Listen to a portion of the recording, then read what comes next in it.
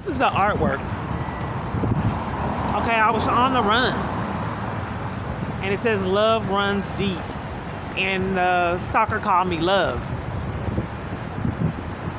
And he used other people to communicate, and he would routinely, I can't think of the names because I'm locked out of my Facebook page, but another person, multiple parties called me love. So it said love runs, and I was running, and then deep. Okay? So here's the shy person I was talking about. Right there. And then there's the cowboy. And here's the Scarface. The bleeding hands, and right there was a penis.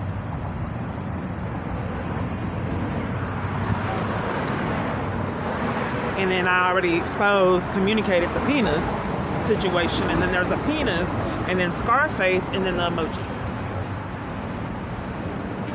And then there's a chubby little girl with the boombox.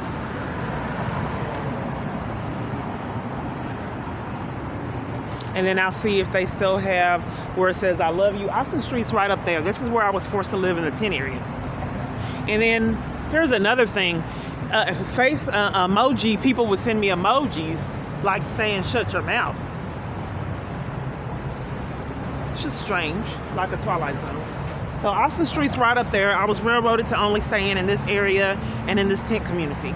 Right there at City Square, where they terrorized me and denied me of services, pushing and shoving, scheming, even to scheme down to the avenue of even purchasing food, crazy things like food pantry schemes that you wouldn't even believe, so I can't communicate. This is where I was forced to live. I could not get housing anywhere, any assistance at all. So this is the artwork that I was talking about. But for me, I actually know what this means, and then that penis. It's like someone was sending me a message, love runs. I was on the run at Austin Street. That's the only place they would allow me to live, on the run. There was a helicopter looking for me. So I was on the run, and then forced to live over here. Love runs deep. And there's the insecure person I was telling you about with the gloves on. Fire extinguisher. Not quite sure what that's about. I guess he's putting out fires. Don't know what the monkey's about. Because so was odd. Unusual suspects. These are suspects. I didn't notice that. So these are the suspects. Is it the wrestler? Is it the fireman with the cowboy with the fire extinguisher? The Scarface guy that wants someone to be quiet with a bottle on the mouth with blood, like the slit wrist, like I had a video in my feed of slit wrist that I reported that multitude of people covered for. And then the porn that was in my feed, and the Tasco police officer left to cover for it. The Fu Young. Then that was like, Fu Young, that's my code name to him, my code word, that we're both fully aware. And then when I clicked on that, what was that? So I drove all the way here so you could see the artwork that I was communicating. Okay, let's see if it still has I love you on the building. They're not going. Let's see what's going on up here, why they won't turn. The light changed. They wouldn't go.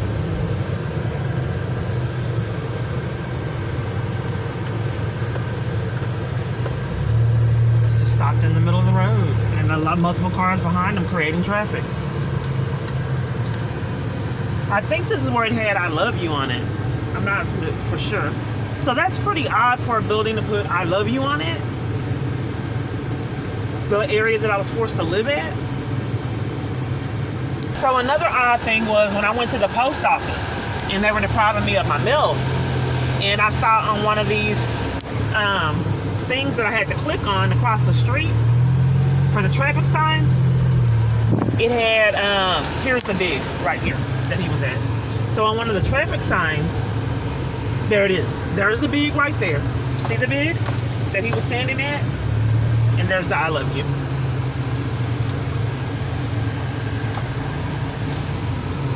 So So here's the curious thing. I love you. That's odd for a building that I was forced to live at.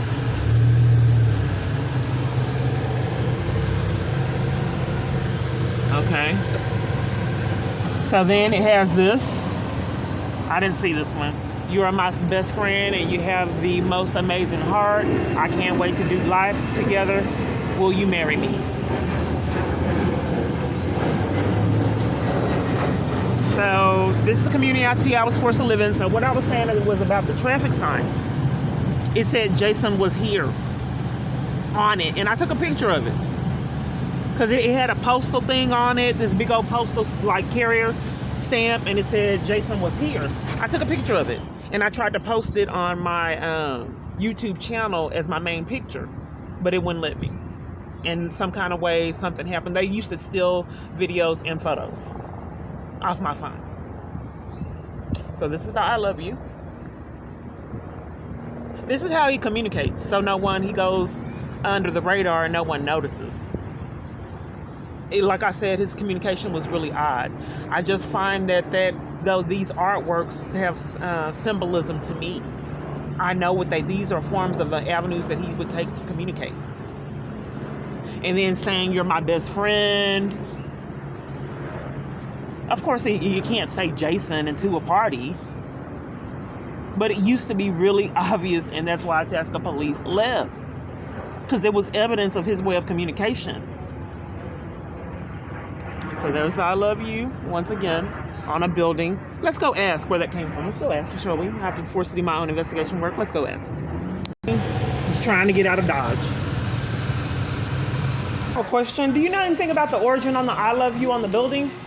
I'm just curious. That was a proposal that they have here at Buc-ee's. One of our customers wanted to propose to his girlfriend, and he asked us if he could do that mural for her, and he had like a whole celebration, a whole surprise for her. He had like red carpet, band. It was all her family. It was really nice. Okay. Yeah, it was just a proposal. Okay. Well, I'm just curious about the origin of it. Okay, thank you. This eye right here, that means something. I would repetitively see that in my feed to let me know I was being watched. Boom. You're being watched. So who can you report this to? You know? Who has enough power? And then I can't even tell you about a large majority of what I experienced. They were shutting down businesses when I tried fix up and come down here. And scheming so I couldn't be here. There's a lot of things I still can't report. So boom. And then that same creepy eye that was in my feed. And then now they're stating that someone proposed and paid to have all of this on the mural. And there's even been bigger things than this. Disturbing downtown and avenues areas that I frequent. I would see billboards that would have symbolism. These are the things I can't talk about. So if you can imagine someone like a president terrorizing and stalking someone, could that possibly put others' life in jeopardy too? Where you can get billboards to degrade and, stalk and let that person know that you're watching them? Right there, the eye, and boom. I absolutely know what that creepy eye is because I would see it all the time. And I did not want him watching me. And I couldn't stop him from watching me at home. Or anywhere else. Another thing, see those roses? Roses again. So area I was forced to live in by the government, railroading me, that put me out for talking to a man and would not let me put on makeup there. This is the environment I was forced to live in. I like Spanish food, and they have roses on the whole restaurant. Let's see what's on the side. Nothing here that really touches me or speaks out, but this, hope, I say faith a lot. So hope, and another flower. Not saying that, some of these things I understand and they have meanings. It's like a puzzle, like I said. This is the big he was standing at. This is the big. I love you right there. then the creepy billboard that speaks to me.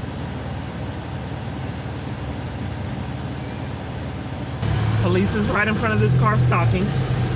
Right in front of this white car.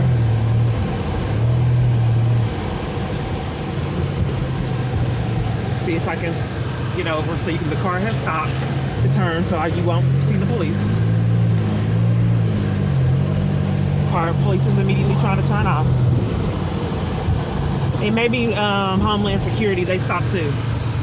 One of the things I can't talk about. Okay, we have this creepy sign that speaks to me right here. I absolutely know what that means. And this is where I was forced to live. Here. So I would walk up and down the street. The bus wouldn't let me catch it. They would constantly leave me. I wait all this amount of time. This location denied me services. Security scam, so I couldn't get services and kept coming to remove me. Lied about everything that you can lie about. They wouldn't give me bus passes, clothes, nothing. They even played games with the food pantry. This is where I tried to catch the bus. The bus would leave me.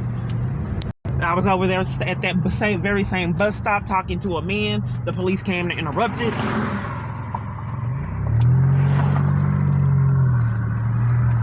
They had food lines all over here. They shut the food down and then lied. So sadistic, they lied and said it was because of me that I caused the problem with the food. This is the property where I talked to the man. And he was happy to give out his property that has now been shut down. No trespassing. I volunteered here. And now he has shut down his property. These cars are waiting on me while I'm trying to expose crimes. So they have a connector over here. They were so corrupt, the connector would not give me route information, wouldn't let me ride the connector. It's for homeless people. You can ride it. They deprived me of the right to ride it in front of everyone. They would not let me ride it. And if I did let me ride it, they told me where I was going. I did not have an avenue to ride and go to all the other locations other parties had the right to ride to. They would not. So I was the elephant in the room and everyone else could ride it, but I couldn't. So this is a church that shut down. It was vital for me. They said that it was because of the fire alarms, which didn't make a lot of sense. They shut down the whole church. The chaplain had a car accident, and then there was another chaplain that had a black eye. Both of those people were kind to me. And then after those incidences, they became rude.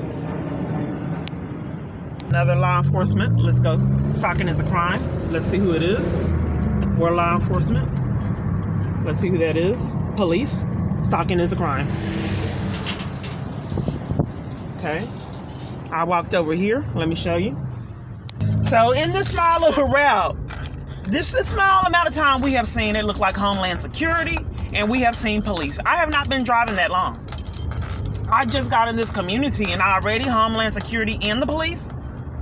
Okay. Let me show you where I got arrested. Right down the street, there's Austin Street and all this over there. There's another tent community.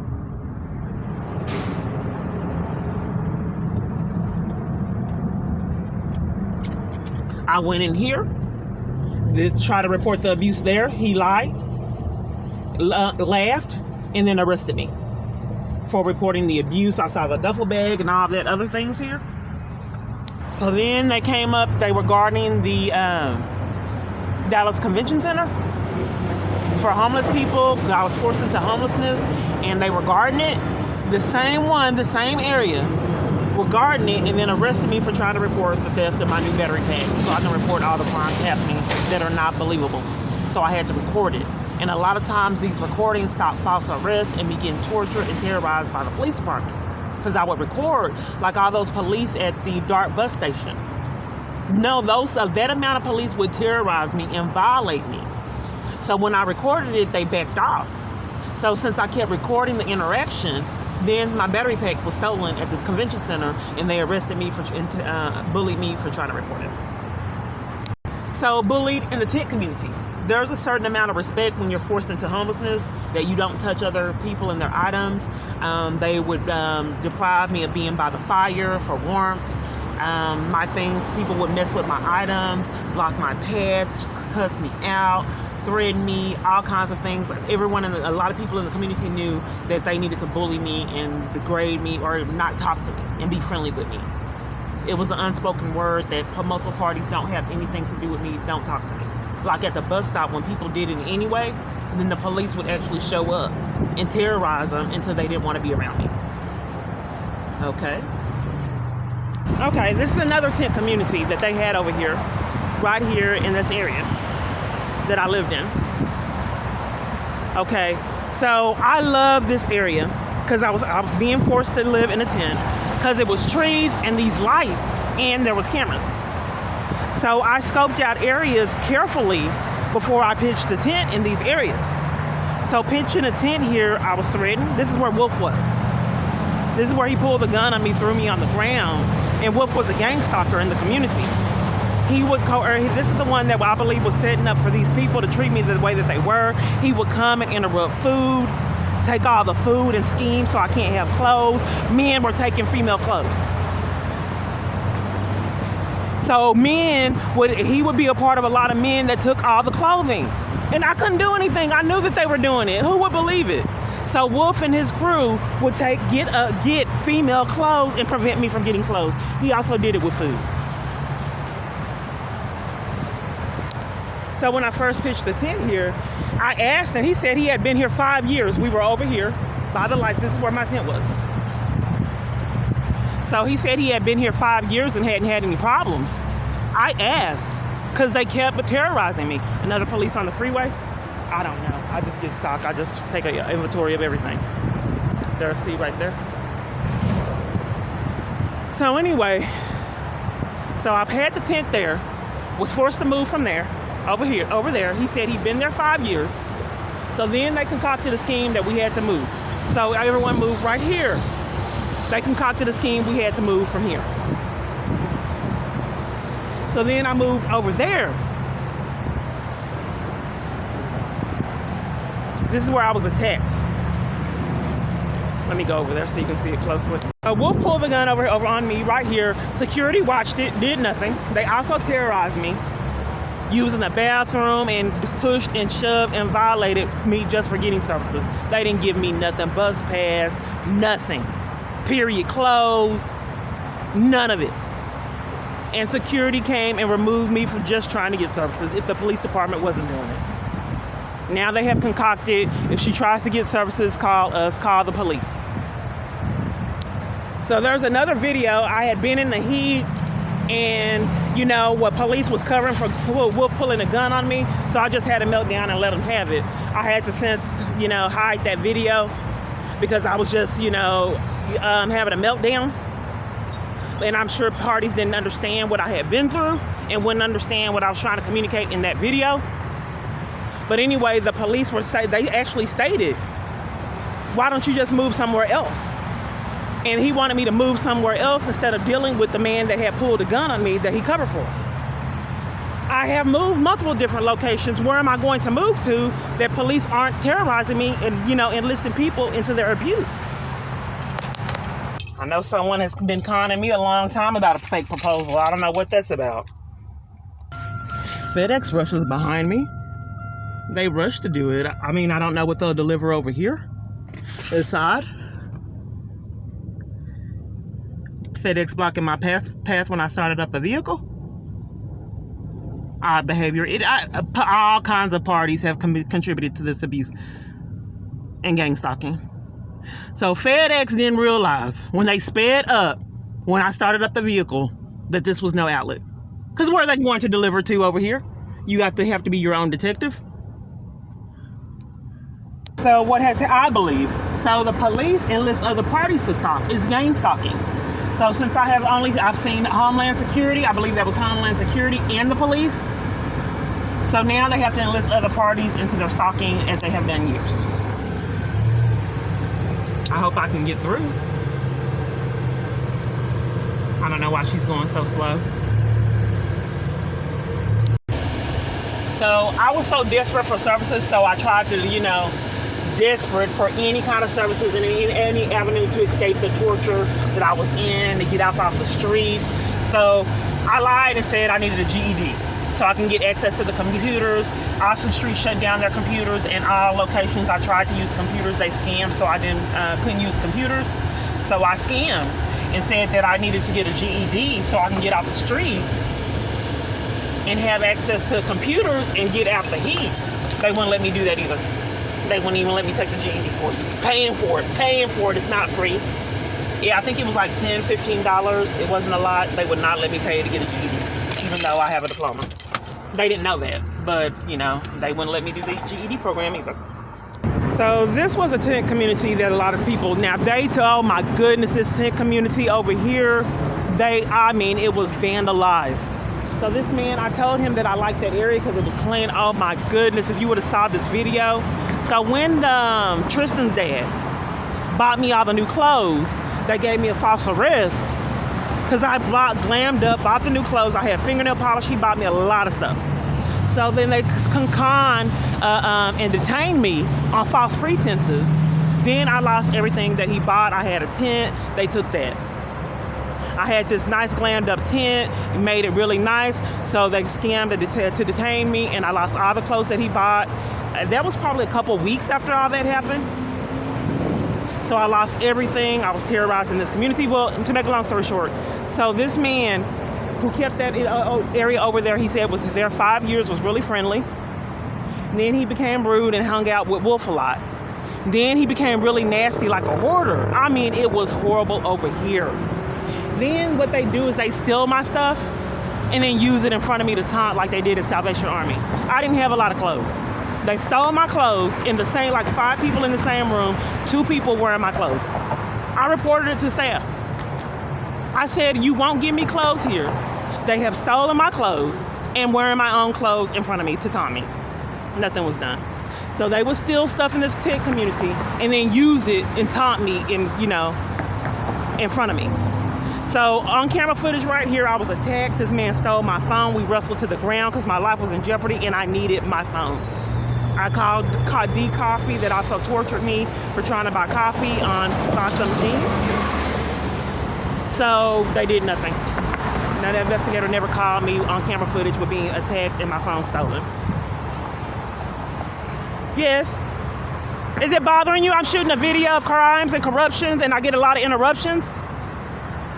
I'm shooting a video of crimes and corruptions. I get a lot of interruptions. Can I help you? I'm shooting a video of crime and corruptions. Can I help you with something? Oh, yeah, well, we were just wondering why the car was parked on our property. Oh, okay. Well, I've been getting denied services here for years. Security kept removing me. And I'm in a crisis and they won't give me services. They kept removing you from here?